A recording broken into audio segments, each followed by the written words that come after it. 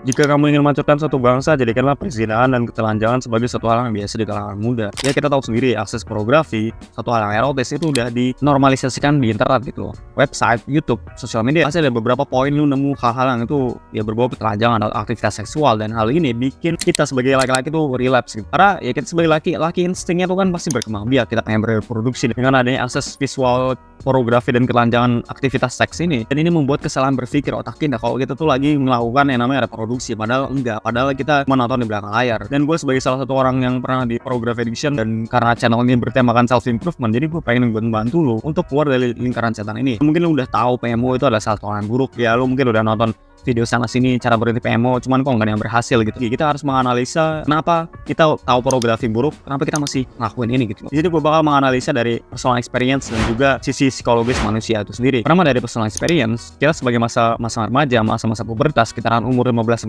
tahun, itu adalah salah satu hal yang wajar kalau kita ngerasain yang namanya horny ini, karena itu merupakan salah satu respon alami tubuh kita kalau kita udah memproduksi hormon testosteron. Dengan adanya akses internet yang lebih mudah ini, dengan adanya akses ketelanjangan seksual ini, aktivitas seksual ini dimanapun, di browser manapun, ini akan memanipulasi otak kita kalau kita tuh sedang ngelakuin yang namanya reproduksi gitu sih. Padahal ya lu cuma nonton di belakang layar gitu, dan akhirnya ini akan merangsang alat reproduksi lu untuk ejakulasi. Satu hal yang lu lihat dari mata lu, tubuh lu tuh akan merespons apa yang lu lihat. Misalkan lu ngeliat orang kecelakaan terus banyak darah berceceran di mana-mana, pasti tubuh lu bakal ngerasain takut, bakal ngerasain trauma dan segala macam ya kan. Karena suatu hal yang lu lihat, tubuh lu tuh akan respon gitu. Oke, jadi itu adalah alasan kenapa pornografi itu sangat adiktif. Kita ngerasa kalau kita tuh lagi ngelakuin seks padahal kita cuma di belakang layar. Hal kedua itu adalah dari dopamin. Orang yang scrolling pasti mereka nggak bakal mengonsumsi satu konten doang, pasti mereka bakal mengonsumsi banyak konten kan. Dengan adanya pornografi ini, lu pasti pengen lagi dan lagi. Puncaknya itu adalah setelah lu ejakulasi. Jadi setelah lu ejakulasi, lu bakal kayak ngeliat pornografi itu sebagai satu hal yang kayak bosan kan. Ya karena puncak dopamin lu udah muncak dan akhirnya anjlok gitu. Jadi setelah dopamin lu anjlok selama beberapa hari, selama beberapa jam, dopamin ini akan balik lagi ke baseline atau normal lu. Oke, ibarat roller coaster lah. Lu nonton pornografi, dopamin lu naik, terus ketika lu udah ejakulasi ini bakal anjlok ke bawah gitu. Dan setelah anjlok ke bawah, turun ke bawah, terus bakal naik lagi ke baseline atau ke dopamin normal lu. Terus tubuh lu ini bakal ngerespon terus menerus. Kalau gue tuh pengen self reward, kalau gue pengen dapetin hadiah, gue bakal nonton pornografi gitu.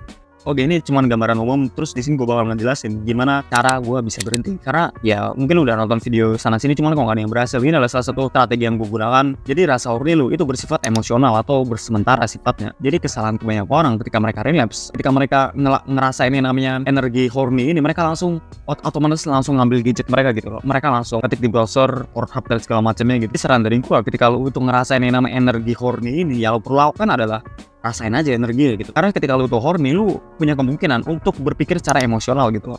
Lu bakal ngambil gadget, lu bakal ngambil HP lu, terus buka browser dan dia ngelakuin hal, dan ya udah lu bakal relapse lagi gitu. Ya ibarat roller coaster, ketika lu tuh horny banget, roller coaster tuh muncak, tapi setelah lu diamkan selama beberapa menit, selama beberapa jam, maka roller coaster tuh bakal balik ke normal. Bukan berarti kalau lu itu marah, lu harus banting-banting, harus ngajar orang, harus ngantam orang kan. Ya ini sama juga sifatnya dengan yang namanya horny ini. Horny itu merupakan salah satu sifat emosional sementara. Tapi kebanyakan orang ketika mereka ngerasain horny, mereka langsung autopilot ngambil laptop mereka, langsung bokep dan segala macam. Itu adalah alasan kenapa kita gampang relapse gitu. Seberapa lu bisa ngekontrol otak lu untuk nggak autopilot langsung ngambil gadget lu untuk buka pornografi dan segala macamnya. Sekarang nggak bisa dipungkiri lagi kalau pemicu pornografi itu udah banyak banget gitu. Lu mau buka TikTok, mau buka sosial media, itu pasti nggak bakal dihindari gitu. Untuk meminimalisir hal ini adalah ya ketika lu udah horny, ketika lu udah sange, ya udah rasain aja gitu rasanya. Tapi ini bakal susah, ini bakal kerja keras, lo bakal kayak ngerasa tersiksa banget. Tapi setelah berjalan waktu, rasa sange tuh bakal hilang gitu. Terus kedua itu dari segi mental health lu. Kalau lu tuh sering relapse, sering yang namanya pornografi adiktif ini, mungkin lu bisa menganalisa diri lu, apakah gue ini orang depresi, apa gue orang yang kesepian, kesendirian. Karena kebanyakan karakteristik orang yang nonton pornografi itu adalah mereka depresi. Kayak gue dulu adalah orang yang depresi, jadi gue jadi pelarian ke pornografi. Step yang lo bisa lakukan adalah sekarang lo cek mental health lo. Gue ada deskripsi bahwa setelah lo cek mental health lo, kalau mental health lo itu buruk banget, lo bisa memperbaiki dengan cara melakukan kegiatan lo di luar kamar lo, di luar aktivitas rumah lo.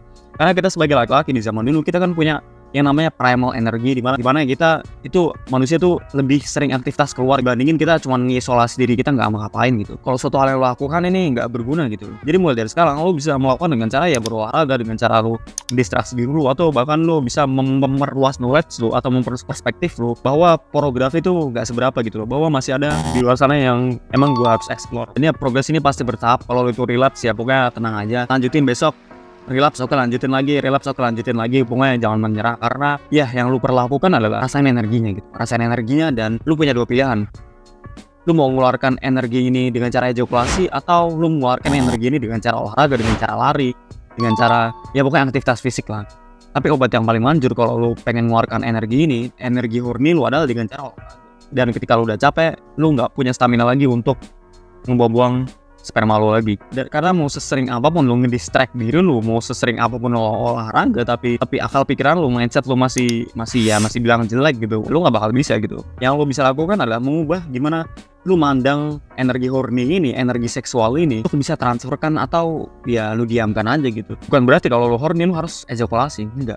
Bukan berarti kalau lu horny lu harus nonton pornografi, lu harus pasang mindset itu. Karena gue sekarang kalau gue horny ya gue diemin aja gitu.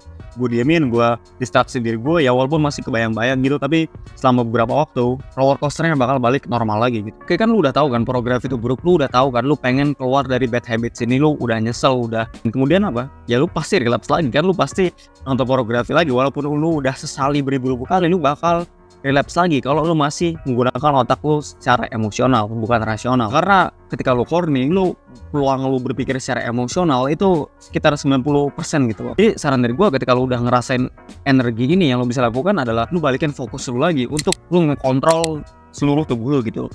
Ketika lu udah ngerasain hal ini, lu langsung refleks diri lu sedalam mungkin. Lu langsung refleks di beberapa belakang waktu, lu bilang kalau lu itu mau tobat. Lu refleks apa konsekuensi yang gue dapatkan ketika gue ejakulasi.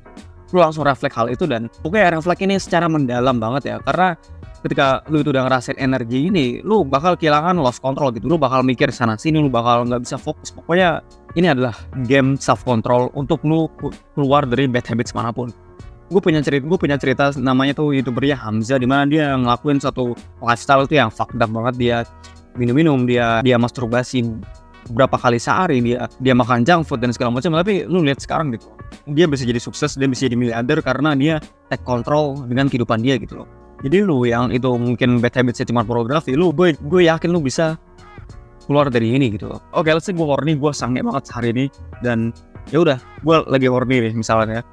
Terus ya udah gue bisa mengambil dua pilihan. Gue langsung buka laptop gue untuk buka bokep, atau gue ya udah diam aja, rasain aja gitu loh rasa. Atau gue diam dini, atau gue langsung keluar jalan-jalan gitu, atau ya udah rasain aja gitu. Atau gak gue bawa tidur gitu. Itu bakal langsung hilang rasanya gitu. Yang lo lakukan sekarang adalah rasain energinya, dan ya udah nggak ngapain. Just like lu angkat tangan deh. Lu ketika lu sange, lu angkat tangan gitu, nggak ngapain. Dan ya, kebanyakan tips yang emang orang lain ajarin adalah ketika mereka ya hilangin pemicunya dan segala macamnya. Tapi kan pemicu udah banyak banget sekarang. Yang lu bisa lakukan adalah lu ngerasain energi ini, dan lu gak ngapain. Ketika lu marah, lu gak harus mukul dinding, dan lu pendem dulu marah lu, terus lu salurkan energi lu ini untuk satu hal gitu, dengan cara lu misalkan ninju samsak, lu angkat beban dan segala macamnya. Sekian dari gue, keep improving. We have no great war, no great depression. Our great war is a spiritual war. Our great depression is our lives.